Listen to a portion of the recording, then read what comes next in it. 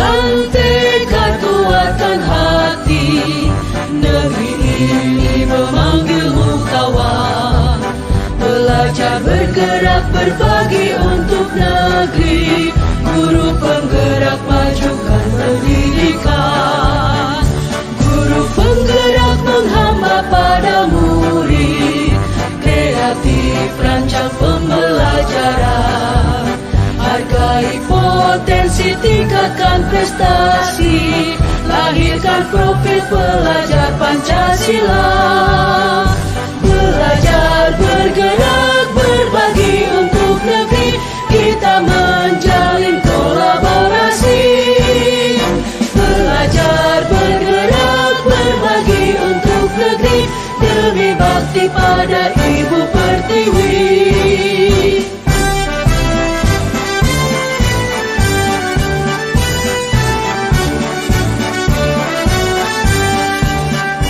Bulatkan tekad kuatkan hati, negeri ini memanggilmu kawan.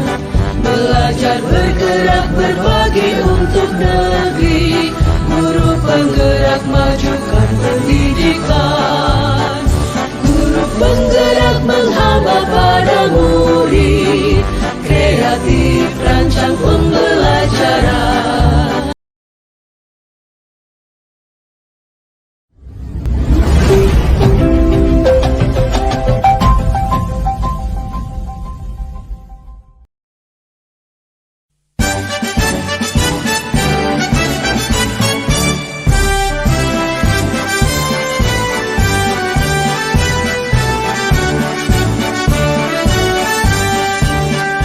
Bulatkan tekad kuatkan hati, negeri ini memanggilmu kawan. Belajar bergerak berbagi untuk negeri, guru penggerak majukan pendidikan. Guru penggerak menghamba pada murid, kreatif rancang pembelajaran.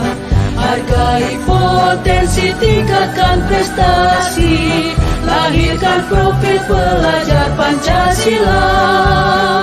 Belajar, bergerak, berbagi untuk negeri, kita menjalin kolaborasi. Belajar, bergerak, berbagi untuk negeri, demi bakti pada Ibu Pertiwi.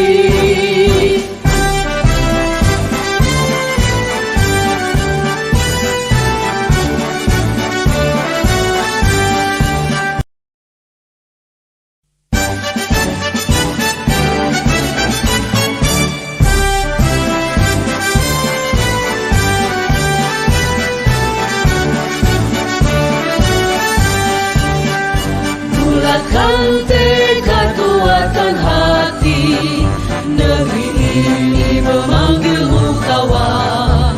Belajar bergerak berbagi untuk negeri.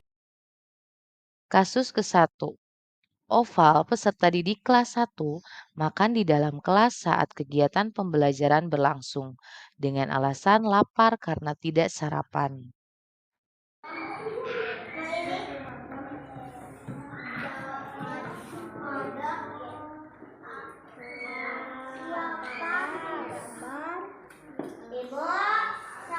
Opa lagi apa? Makan. Lagi apa? Makan. Penerapan segitiga restitusi yang saya lakukan yaitu Opal, kira-kira Opal tahu nggak Ibu panggil Opal ini ke sini mau ngapain? Coba Opal ingat-ingat lagi. Tadi pagi-pagi di kelas Opal ngapain? Makan di kelas. Makan di kelas? Opal makan di kelas saat belajar? Oh, makan di kelas saat belajar. Coba kalau makan di kelas saat belajar menurut AA Opal itu baik atau salah? Salah ya, kita udah tahu bahwa perbuatan itu salah. Nah sekarang AA Opal ibu juga sama ya. Kalau misalkan ibu lapar, ibu pasti makan ya. Tapi kita harus tahu kapan, di mana dan waktu yang tepat untuk kita makan. Nah, tadi kan Opa bilang kalau makan saat belajar itu salah, betul? Cing, coba sekarang ibu mau tanya, kenapa Opa sampai makan di dalam kelas saat belajar? Kenapa? Karena belum sarapan. Karena belum sarapan. Kenapa Opa belum sarapan? Buru-buru ke sekolahnya. Buru-buru ke sekolahnya. Kenapa sampai buru-buru kayak gitu? Kesiangan. Kesiangan, coba. Kesiangan. Oh, takut kesiangan. Memangnya kalau Opa tidur waktu malam tidur jam berapa? 10. Jam 10? Oh, pantesan aja kesiangan. Karena apa? Karena Opa tidurnya terlalu malam ya. Nah, sekarang Opal kesini lihat. Nah, sekarang Opal, berarti kalau besok Opal biar nggak makan lagi di kelas, Opal harus ngapain dulu Sarapan dulu. sebelum ke sekolah? Harus Sarapan. sarapan dulu, pinter. Selain sarapan, tadi katanya Opal itu harus tidur tidak terlalu malam, pinter. Nah, sekarang ibu mau tanya lagi. Opal masih inget gak keyakinan kelas di kelas kita itu kita harus apa aja ya? Harus jujur, harus menghargai teman, harus jangan makan di kelas, Bu.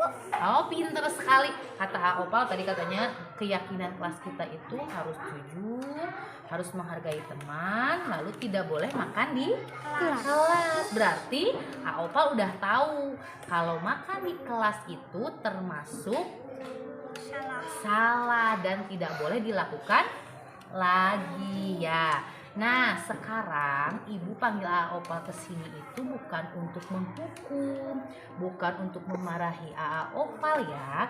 Di sini ibu mau membantu Opal untuk mencari solusinya supaya Opal tidak makan lagi di kelas saat belajar.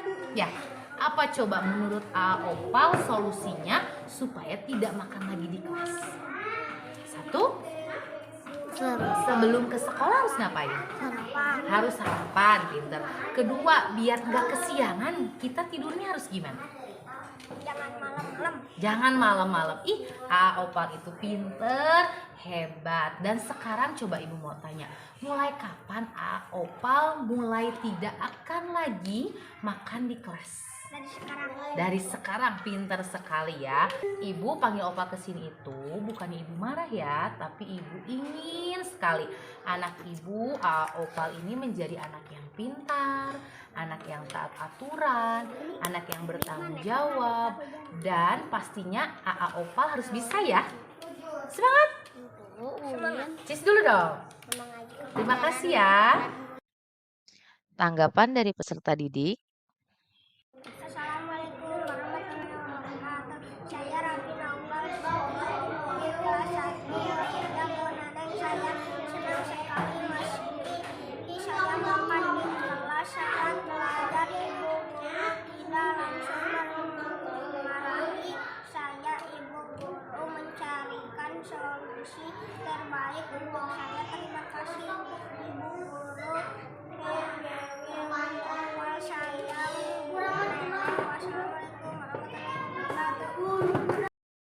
Analisis studi kasus. Konsep pendidikan menurut Ki Hajar Dewantara melibatkan pengakuan akan pentingnya budaya dan lingkungan yang positif di sekolah dengan menempatkan murid sebagai fokus utama. Namun, dalam upaya mewujudkan budaya dan lingkungan yang positif, guru seringkali dihadapkan pada permasalahan-permasalahan yang berkaitan dengan murid. Untuk itu, guru harus bisa melakukan analisis studi kasus agar dapat menemukan solusi terbaiknya.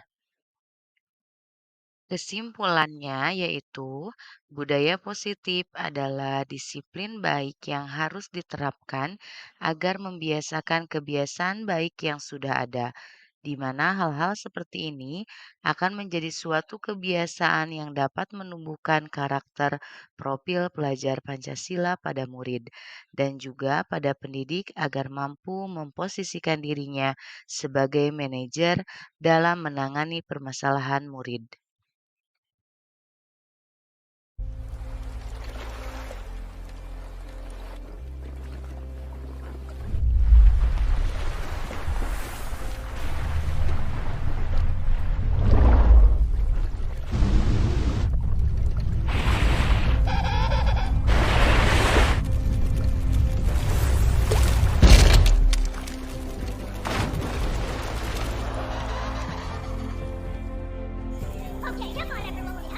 You know what's gotta be done. Move it, move it, move it. Hey, you there, pick up the pace. You're falling behind. Come on, let's go. Everyone, move together. We've got a threat to on our hands. You there. Here we go.